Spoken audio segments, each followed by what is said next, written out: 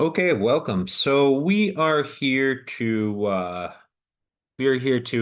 discuss waves today. So go ahead and share the notes. Um, so we're gonna try and sort of introduce some of the basic concepts of waves. So I'll start with a simple definition. A wave, basically what I mean by this is a disturbance that propagates through a media. And I'll simplify the terms that moves through a medium. Okay.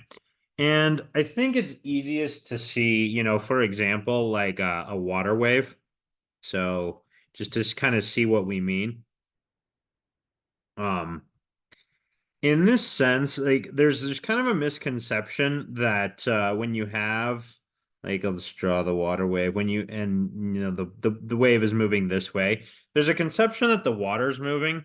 What is actually happening is what you just sort of have this upward displacement of water that is moving. So the water itself has just gone upward, but basically, as one particular section of the water get goes upward, then basically it's going to pull this next section upward, and then this section will eventually fall down again. And so, by virtue of the fact that this is a continuous, solid mass of water, disturbing a part of it will necessarily disturb the parts next to it, and that disturbance will move all throughout the medium. And that disturbance is what we call a wave. Now, want to just give a couple of the types of waves that come up. Um, and these are just some sort of physical types of waves that we could see. So the one that's used as a model system is what I'll just call wave on a string. Basically, if you've ever done a physics experiment where most physics experiments do this one is why I call it a model system. They'll use a slinky or like a jump rope or something, and basically you stretch out and you use the string as the medium, and then you make little disturbances to the string, and you watch those disturbances propagate through it. And again, it doesn't necessarily have to be have to be a string, could be a slinky. Slinkies are you can see the wave disturbance quite well. So these are favorites in physics labs. We're not going to do that in our physics lab, but it's a common thing to do. Another way this comes up is in stringed instruments. So you will see waves. Basically, what you have is any stringed instruments. Fundamentally, what it is, it's a very tight, usually metal, not always, but usually metal sort of string that's tightened in certain ways. And basically, you vibrate that, and waves will go up and down that string. Now, in that case, it's actually what we call a standing wave. We'll get into that in the next lecture, but that's sort of the idea. Another example to keep in mind is seismic waves. Um, these would basically be disturbances in the earth that propagate.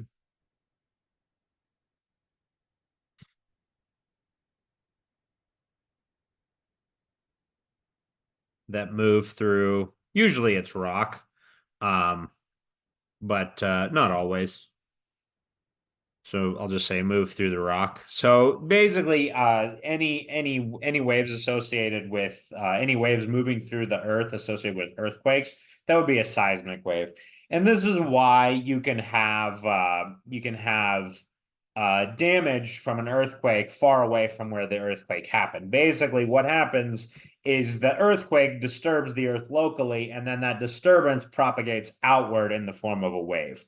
Now, one other thing to keep in mind about waves that I misspelled through. That I'll just keep in mind. I'll put this in parentheses, is that waves carry energy. Okay.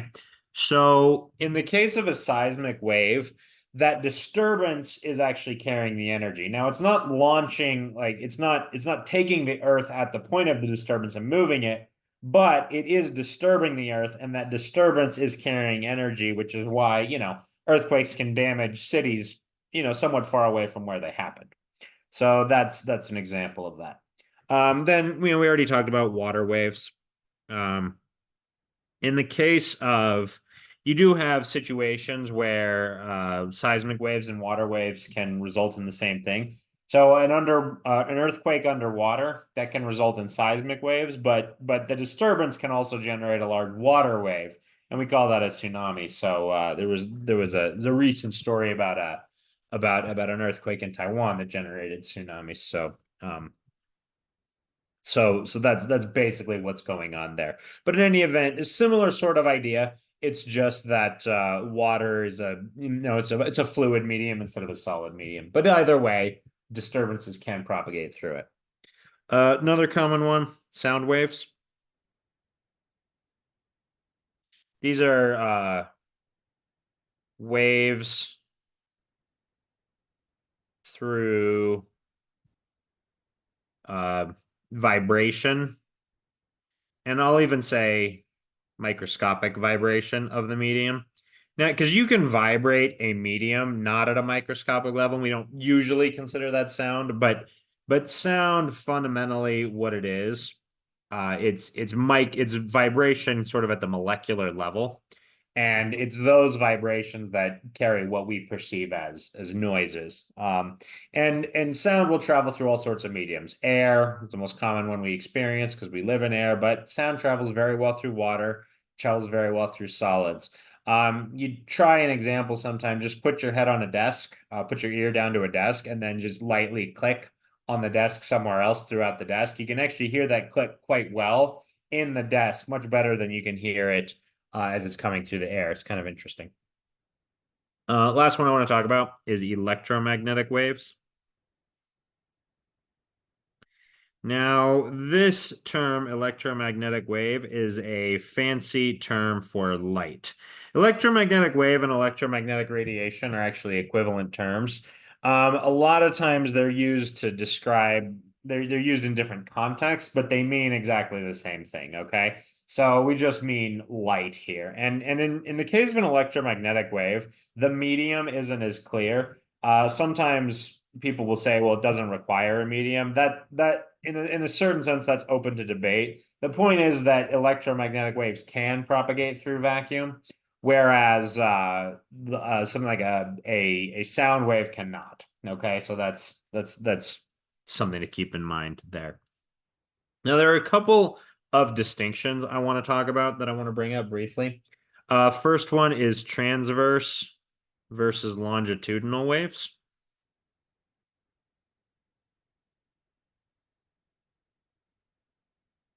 And when we talk about these two types of waves, basically we're referring to how does the medium move relative to how does the wave move, okay? So I'll show you kind of what I mean by transverse first. And I'll just do this with a simple wave on a string. So you have a wave on a string like so.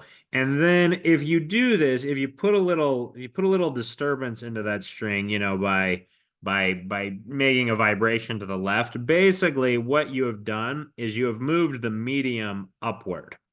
Okay, so the medium went upward when you did that.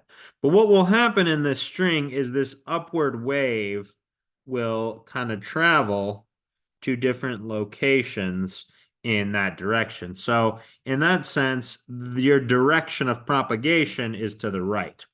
So, your medium moved upward, but the wave itself moved to the right. Okay, so when we say direction of propagation, that propagation, um, we mean what direction is the wave moving, and that can be different from how the medium moves. So, again, think of a water wave. The water itself moves up and then back down, but the wave moves horizontally across the water surface. Okay, so that would be another example of a transverse wave. Now, things that are considered transverse waves, like I just said, water waves. Also, EM waves, electromagnetic waves. Some seismic waves are. Now, it turns out seismic waves are actually a mixture of transverse and longitudinal waves. We'll get into longitudinal in a minute, those actually travel at different speeds. It's kind of interesting. So you can actually, one of the ways that they detect earthquakes is the detection stations will measure the time difference between when they detect the transverse waves and when they detect the longitudinal waves. And what that does is it tells them, given that they know how fast those waves travel, it will the time difference will tell them how far away that they are from the earthquake. Now, if you have a couple detection stations, you can triangulate the location of the earthquake from that. So that's how that idea works. Okay. So longitudinal wave. This is a little hard to do in a diagram. But basically what I'm going to do is I'm just going to draw a spring here. So we'll just say, like a slinky, like a long slinky. And below it, I'll try and draw an indication of what I mean by the wave. So we'll go back to purple. Um, Basically what you would do is you would clump up the you'd clump up the springs down at one end. So instead of having them all spaced out nicely like that, you'd clump up the springs down at one end. Now everything else would be spaced normally, but basically what would happen is this clumping of springs would propagate down the medium like so. So basically what you have is you have the medium, sorry, it would propagate through the medium like so. So you would have the medium moving in this direction, but you would also have your direction of propagation moving in this direction. Okay? So that is basically how that would work. All right, so that's what we'd be seeing when we have longitudinal waves. Now, the another example of longitudinal waves are sound waves. Now, fundamentally, how sound waves look, what I'm going to do is I'm going to just draw a simple little picture of just some molecules, some air molecules.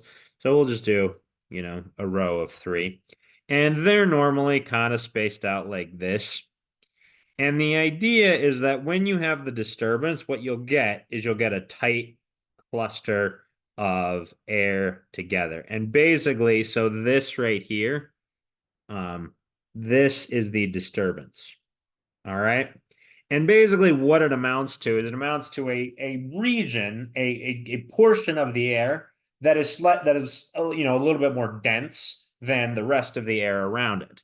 And what we have here is then, this way. The rest of the air is just kind of normal, kind of like so.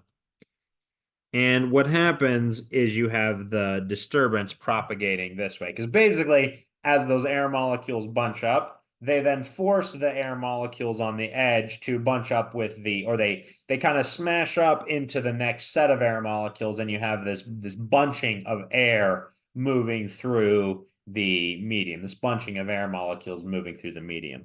Now, I'm gonna briefly show just a quick demo of this. Not a demo, but I think there's a pretty cool visual representation of both of these things in this paper I've seen. So I'm gonna share my other screen here. And where is it?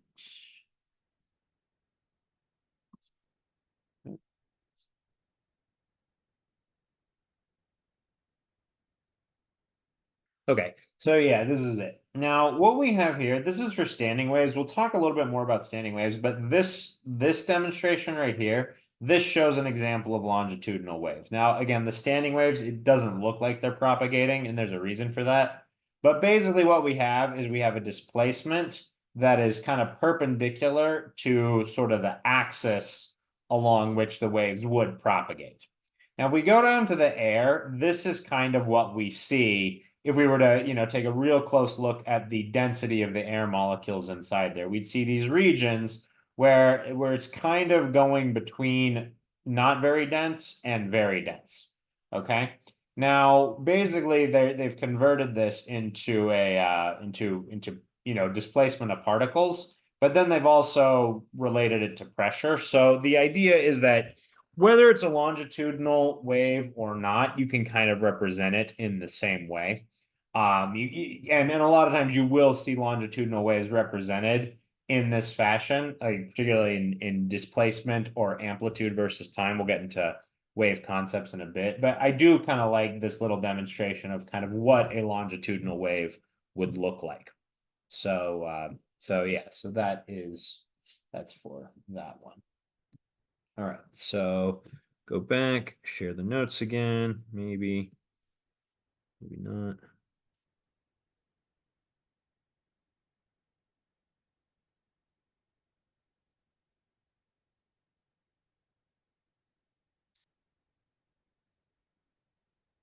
Okay, there we go.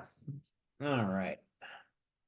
So the other distinction I want to talk about is wave pulses versus periodic waves.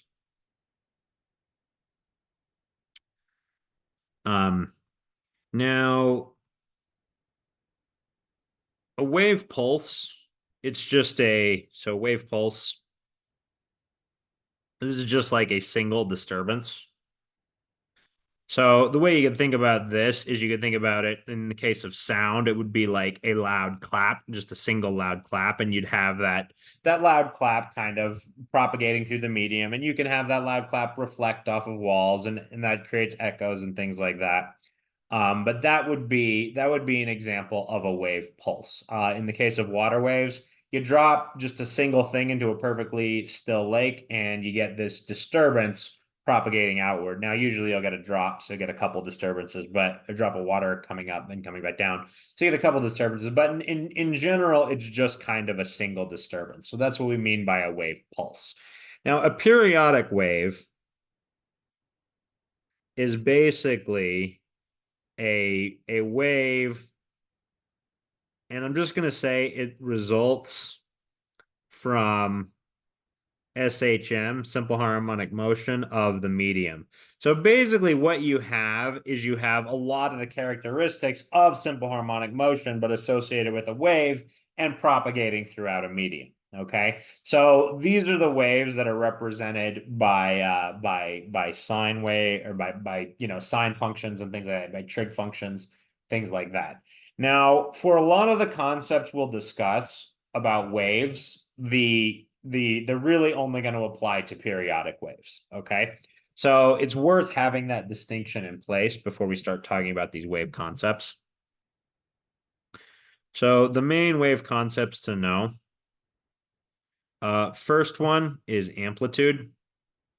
And what we mean by amplitude, this is basically the maximum, and I'll give a symbol as well. So symbol is just usually capital A. This is the maximum displacement of the medium. Okay, so you can have an amplitude with either a wave pulse or a periodic wave. And basically in a wave pulse, it's just the most the medium was ever displaced. So you have this disturbance, this one single disturbance, it displaces the medium. That maximum displacement is the amplitude. In the case of a periodic wave, so I'll do a couple examples. So we'll do the pulse. A single pulse that's propagating this way, your amplitude is this distance right here. Now, for a periodic wave, what you will have is your wave will kind of look more like this. Like it'll be kind of a series of pulses, all of which are moving, like so. In that case, the amplitude is this distance right here. So it's basically the distance from the midline of this periodic wave to one of the peaks. Okay, either one of those things could be the amplitude. All right. Now, next concept is period. And this means essentially the same thing that it meant in simple harmonic motion. This is the time between, or I say time of one wave cycle. Okay. So again, this only applies just like with simple harmonic motion. It only applies if we have a periodic wave. And that's kind of why they're called periodic waves, because they have a period. They have a wave cycle that they go through, and that wave cycle has a certain period associated with it. And if there's period, of course, then there's frequency.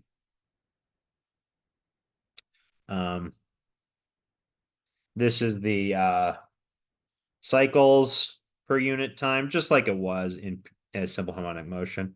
Cycles per unit time of the wave.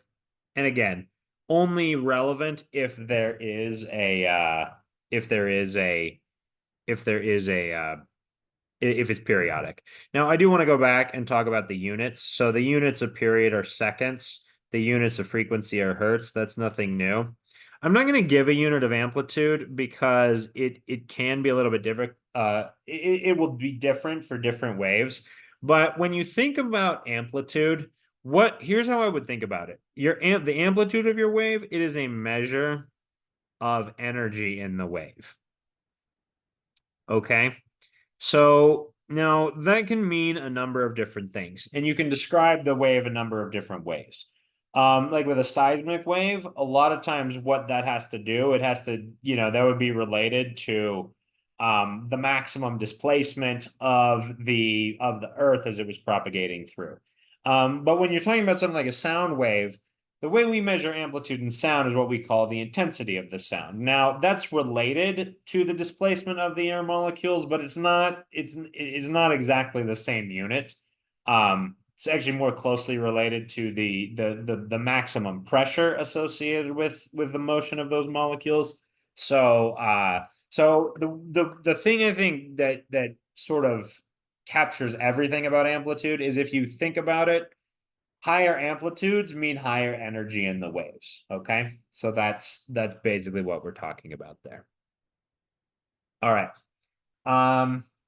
Now next, I did want to give you the formulas. So 1 over F is equal to T, and 1 over T is equal to F, just like with simple harmonic motion.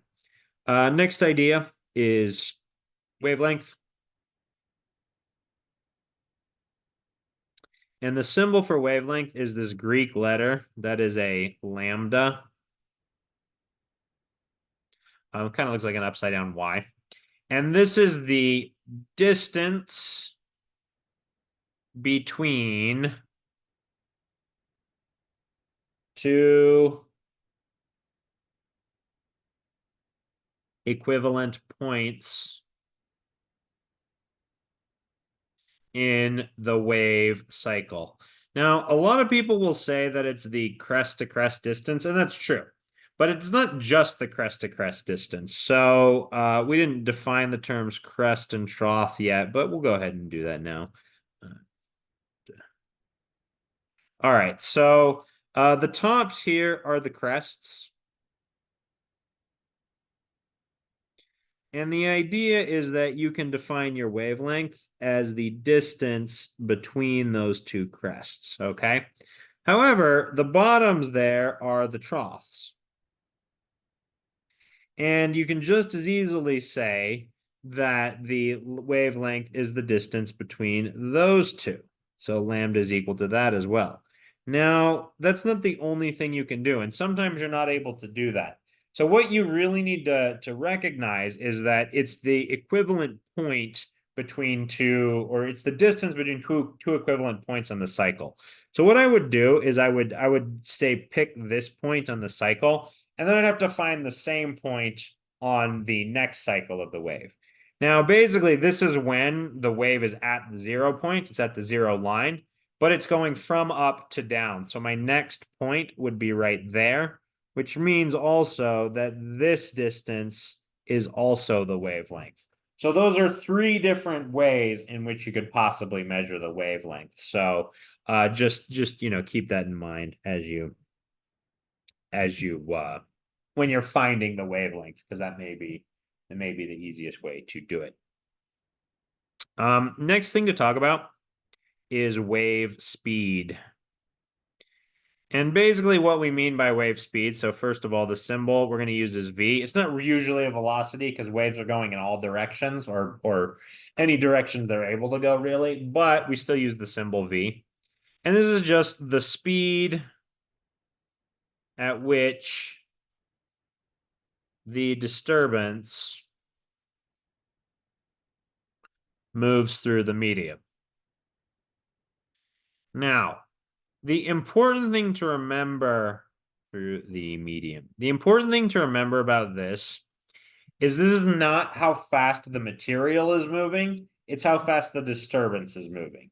So this speed is not going to be related to the energy. The amplitude is going to be related to the energy, not the speed, okay? It is entirely dependent on the medium. Does not depend on how much energy you're sending. It entirely depends on the medium. Different media propagate waves at different speeds. All right. So, for instance, sound. Water travels significantly faster through both liquids and solids than it does through air. And even in air, as you go to higher and higher pressures, you can actually get a slowing down of the speed of sound of air. Okay. So that's something that's worth knowing. So it depends only on the medium. Now, the formula is going to be the distance it travels, and we know that if we travel one wavelength, one wave cycle, it will take exactly one period for that to occur. So it's lambda over the period. Now, the more common way it gets written is you rewrite the period in terms of the frequency, and it's just lambda times frequency. So that is the relationship between frequency, wavelength, and wave speed. All right. Now I do want to give you a couple of speeds of common waves. So speed of sound in air.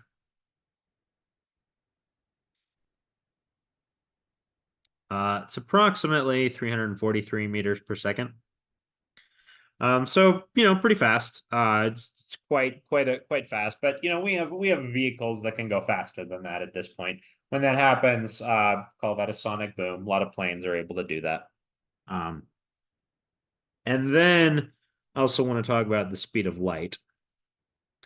And the speed of light is in vacuum. It turns out that going through different kinds of materials can actually slow down the speed of light. But that is 3 times 10 to the eighth meters per second. So it's what is that? That's 300 million meters per second. So that's how fast light goes, which for the context on Earth, that's, for most things you're going to look at just on the surface of Earth, that's effectively instantaneously. In the scale of, solar systems and planets, it's not instantaneously. Light does take time to travel to different places in the solar system. So, excuse me, something to keep in mind. All right. Now, the last concept I want to indicate here is the speed of the medium. And basically, I'm not going to give this a symbol, but I want you to know that it is how fast the medium is moving. All right. Now, there are ways to calculate this depending on what kind of wave you have. I'm not going to go into that much. Not going to be particularly relevant. We don't have a lot of time. But basically, if you had something like a periodic wave, like so, um, basically what you'd have is if you're looking for this spot, when it travels from there to there, it's going to travel, that's a distance of 2a, and it only takes about I think that's a quarter of a cycle to do that. Yeah, it takes only about a quarter of a cycle to do that. So I think that's right. No, it's about half a cycle. Okay. So yeah, it's about half a cycle to travel that far. So basically what will happen is if we wanted to find that we'll just call that S, it would be 2a, that's how far it traveled, divided by t over 2, because it did that in half of the cycle. So this is if you're measuring amplitude as a distance, which again, sometimes you don't always do that. But what this would basically be would be 4a over 2. That's just a simple one over sorry, 4a over t. That's just a simple thing. But I want the distinction to be clear how quickly the material is moving, so how quickly the material is going up and down if it's periodic, versus how quickly the disturbance propagates through. Those are two different things, and oftentimes they are unrelated. Again, the speed of the medium is going to be related to the amplitude, which is related to the energy. Okay, so a low energy wave will not have a very fast moving medium. The speed of propagation is going to be all about the material. So high energy waves, low energy waves, they should propagate through at the same rate. Now you might say, oh, that doesn't really make sense. Earthquake waves they end up going a lot faster. Well, they actually go farther. Okay. So waves will lose energy as they propagate. And so if you compare like a big earthquake to a small earthquake, it's not that waves move faster, it's that they end up going farther. Okay. So that's something to keep in mind. All right. So with that, that covers about all the concepts I wanted to do. I'm going to save the ideas of interference and resonance for the next lecture. That will be the last thing we discuss in this unit. Thank you for joining me. I will talk to you next time.